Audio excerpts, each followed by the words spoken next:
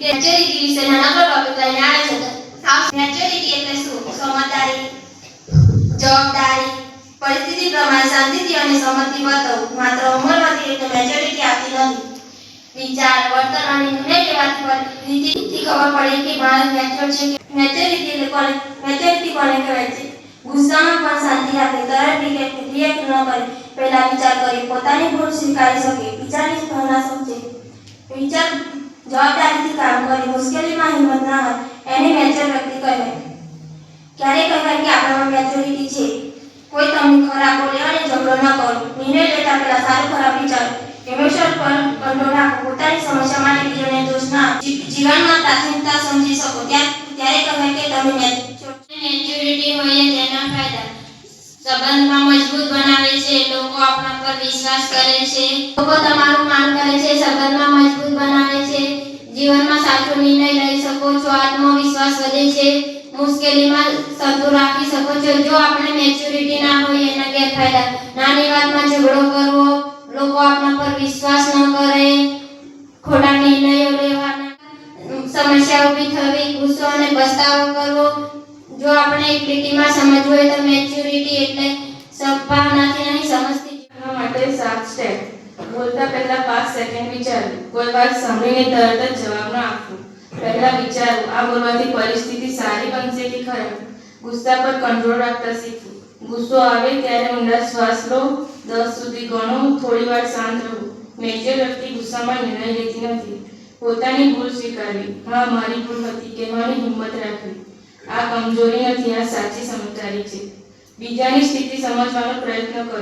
દરેક વ્યક્તિની પરિસ્થિતિ અલગ હોય છે. જજમેન્ટ કરતા પહેલા સમજવાનો પ્રયત્ન કરો. ઇમોશનથી નહીં, લોજિકથી નિર્ણય લેવો. માત્ર દિલથી નહીં, દિમાગથી પણ નિર્ણય લેવો, ખાસ કરીને મહત્વના નિર્ણયમાં. પોતાની જવાબદારી લેવી. સમસ્યા આવે તો બીજાને દોષ ન આપવો. હું શું સુધારી શકું એ વિચારવું. શીખતા રહેવું. દરેક અનુભવમાંથી શીખવું. જે બન્યું એમાંથી પાઠ લઈને આગળ વધવું. રોજ પ્રેક્ટિસ માટે નાનું ચેલેન્જ. દરરોજ સાંજે પોતાને 3 પ્રશ્નો પૂછવા. આજે મેં ક્યાં શાંતિ રાખી, ક્યાં હું વધારે સારું કરી શકત, કાલે શું સુધારું. મેચ્યોર વ્યક્તિ અને ઇમોશનલ વ્યક્તિ વચ્ચેનો તફાવત. બોલવાની રીત: મેચ્યોર વ્યક્તિ વિચાર કરીને બોલે અને વધુ ઇમોશનલ વ્યક્તિ તરત જ બોલી દે. ગુસ્સો: મેચ્યોર વ્યક્તિએ કંટ્રોલ રાખવો અને વધુ ઇમોશનલ વ્યક્તિ તરત જ રિએક્ટ કરે. મેચ્યોર વ્યક્તિએ દિમાગ અને દિલથી બંનેથી નિર્ણય લેવો અને વધુ ઇમોશનલ વ્યક્તિ વધુ દિલથી નિર્ણય લે. મેચ્યોર વ્યક્તિ સ્વીકારી લે અને વધુ ઇમોશનલ વ્યક્તિ બીજાને દોષ આપે. મેચ્યોર વ્યક્તિએ શાંતિથી ઉકેલ શોધે અને વધુ ઇમોશનલ વ્યક્તિ પેનિક થાય. મેચ્યોર વ્યક્તિએ શીખવાની તક માને અને વધુ ઇમોશનલ વ્યક્તિએ દિલ પર રહે. સરળ ઉદાહરણ: કોઈ તમને ખરાબ બોલે તો મેચ્યોર વ્યક્તિ: ચાલો આ વાત છોડો, ઝઘડવાથી કશું મળવાનું નથી. વધુ ઇમોશનલ વ્યક્તિ: તમે મને આવું કેમ કહ્યું, હવે હું પણ બોલીશ, ધ્યાન રાખવું. મેચ્યોર થવું એટલે ઇમોશનલ હોવું એવું સારું નથી. ઇમોશનલ હોવું સારું છે, પણ ઇમોશન પર કંટ્રોલ રાખવું મેચ્યોરિટી છે. આજનો ટોપિક છે મેચ્યોરિટી.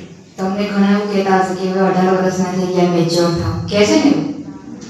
તમે સાંભળ્યું પણ હશે કે આપણે મેચ્યોર થાવ હોય તો મેચ્યોરિટી જે છે એ તમારી ઉંમર વધવાની સાથે નહીં આવતી. એટલે ઉંમર વધે એની મેચ્યોર થઈ એવું નથી. મેચ્યોર ઘણા વ્યક્તિઓ હોય છે કે ઉંમર મોટી હોય છે પણ વિચારે નાના હોય છે, અને ઘણા વ્યક્તિઓ એવા પણ હોય છે કે જે ઉંમર નાની હોય છે પણ વિચારે બહુ મોટા હોય છે. એટલે દરેક વ્યક્તિએ આપણે મેચ્યોર બનીએ તો તમને અત્યારે ગેરફાયદા પણ કીધા, એના ફાયદા પણ કીધા છોકરીઓએ. તો આપણે એક ઉદાહરણ આપું તમને કે મેચ્યોર અને ઇમેચ્યોર વ્યક્તિનું. કે જ્યારે આપણે રસ્તા પર જતા હોય અને આપણને કોઈ અથડાય તો આપણે શું કરીએ? એને દેખીને નહીં ચલાતું, ખબર નહીં પડતી, આંખો નહીં આપી ભગવાને, એવું કહીએ ને સર. પણ મેચ્યોર વ્યક્તિ શું કહેશે? કદાચ એ આપણે બાજુ જોયું નહીં હોય, કાં તો કદાચ કોઈક ટેન્શનમાં હશે કે એના લીધે આપણે શું કરીશું? કંઈ વાંધો નહીં, સોરી, કંઈ જતા રહીશું. તો આપણે બધાએ મેચ્યોર બનવાનું. મેચ્યોર બનીશું તો આપણે કોઈ પણ નિર્ણય લેશું એમાં પણ વિચારીને નિર્ણય લેશું, ના કે તરત નિર્ણય લઈએ કે ના કે ઇમોશનલમાં આવીને કોઈ નિર્ણય લઈએ, પણ સમજીને અને વિચારીને નિર્ણય લેશું. એટલે ઉંમર વધવાની સાથે મેચ્યોરિટી આવતી નહીં, પણ આપણી મેચ્યોરિટી ક્યારે આવે છે?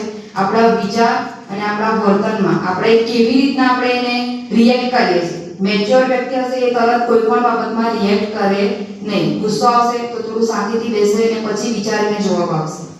મેચ્યોર વ્યક્તિ હશે એ ક્ષમા કરશે, માફ કરી દેશે.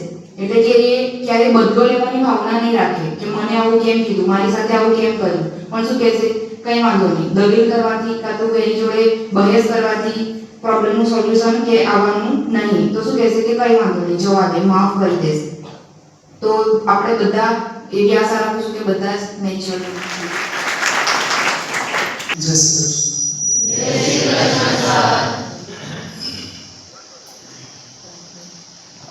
શું છે આજનો ટોપિક? ગુજરાતી છે. મેચ્યોરિટી એટલે પરિપક્વતા. સમાનાર્થી હજુ કાઢીએ તો પ્રૌઢતા.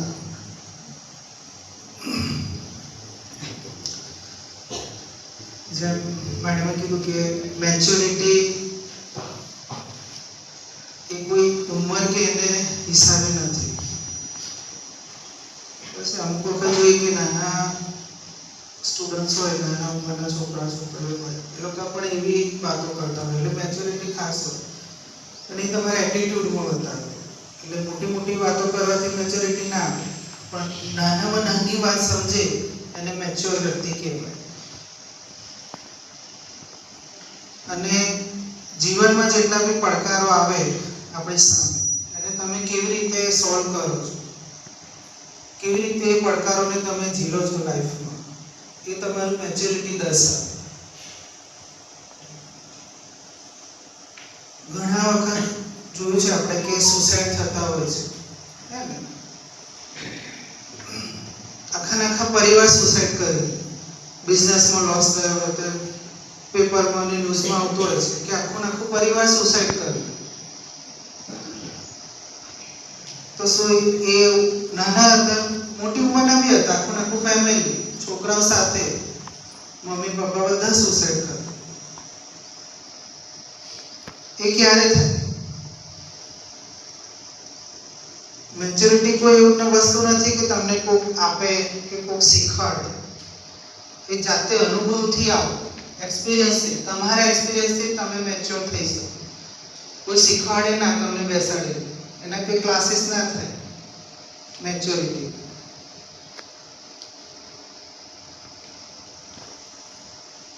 એટલે મેચ્યોર વ્યક્તિ ક્યારે થઈ શકે? એને જીવનમાં એ પડકાર સહન કર્યા હોય, એની આજુબાજુનું વાતાવરણ એવું હોય, પોઝિટિવ એન્વાયરમેન્ટ હોય. એ ગમે તે વ્યક્તિ હોઈ શકે. તમારા મોમ ડેડ હોઈ શકે, ગમે તે વ્યક્તિ હોઈ શકે, ફ્રેન્ડ સર્કલ હોઈ શકે, ભાઈ બહેન, ગમે તે હોઈ શકે. કે જીવન જીવવાની દિશા બતાવે તમને. સાચું શું છે, ખોટું શું છે, સમજણ આપે. જેમ સાહેબ અવારનવાર કહેતા હોય, વિવેક બુદ્ધિ કે છે ને, એક મરકટ બુદ્ધિ અને એક વિવેક બુદ્ધિ. એટલે મેચ્યોરિટી આપણા બધામાં છે જ. કોક જલ્દીથી એડપ્ટ કરી લે, કોકને વાર લાગે. અને જેમ મેડમે કીધું કે બધા એવું કે 18 વર્ષના થયા મેચ્યોર થઈ જાવ. એટલે તમે બધા 18 વર્ષના તો થઈ ગયા ને, કે બાકી હજુ 1-2 મહિના બાકી રહ્યા મેચ્યોર એવું થાય? એટલે એવું બી કહેતા કે અનમેચ્યોર જો બિહેવ ના કરશો તમે, બરાબર છે? એટલે મેચ્યોરિટી તમારા એક્સપિરિયન્સથી આવે. તમે જેમ જેમ અનુભવ કરશો આગળ જીવનમાં, પડકારો જેમ જેમ આવશે તમારી લાઈફમાં, તમે સિચ્યુએશન કેવી રીતે ફેસ કરો છો, એની પર તમારા મેચ્યોરિટી થાય કે તમે કેટલા મેચ્યોર વ્યક્તિ છો. એટલે દરેક પરિસ્થિતિના બે પાસા હોય, બે પાસા તમારે જોવા પડે. એક પાસું જોઈને નિર્ણય ના લે. એટલે ડિટેલિંગમાં ઉતરવું પડે, નાનામાં નાની વાત પણ સમજવી પડે. બધાની પરિસ્થિતિ અલગ અલગ હોય લાઈફમાં, સિચ્યુએશન અલગ અલગ.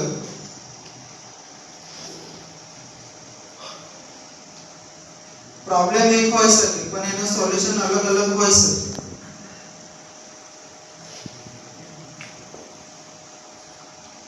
એટલે મેચ્યોરિટી લાવવી બહુ જરૂરી છે લાઈફમાં. અહીં તમે આવ્યા છો, તમારું અત્યારે કામ ખાલી ભણવાનું જ છે. તમારું ફોકસ શું છે? ખાલી ભણવાનું જ ને, પાસ થવાનું, સ્કિલ શીખવાનું અને જોબ મેળવવાનું. બરાબર? એ બધું અહીં મળશે. પણ મેચ્યોરિટી એ તો કોઈ આપી શકે એવું નથી. એ તમારા અનુભવથી તમારે આવશે. અને તમારા એટમોસ્ફિયર, આજુબાજુના વાતાવરણ, પબ્લિક તમારી આજુબાજુ કેવી છે એની પર ડિપેન્ડ છે. એટલે એવું એટમોસ્ફિયર રાખો કે જે આજુબાજુ પોઝિટિવ હોય, તમે એની જોડેથી કંઈક નવું શીખતા હો. એ બુક્સ પણ હોઈ શકે, કે તમારા ફ્રેન્ડ્સ પણ હોઈ શકે, કોઈ પણ હોઈ શકે, તમારા ટીચર્સ પણ હોઈ શકે, તમારા મેન્ટર હોઈ શકે, તમારા ગુરુ હોઈ શકે, કોઈ પણ હોઈ શકે.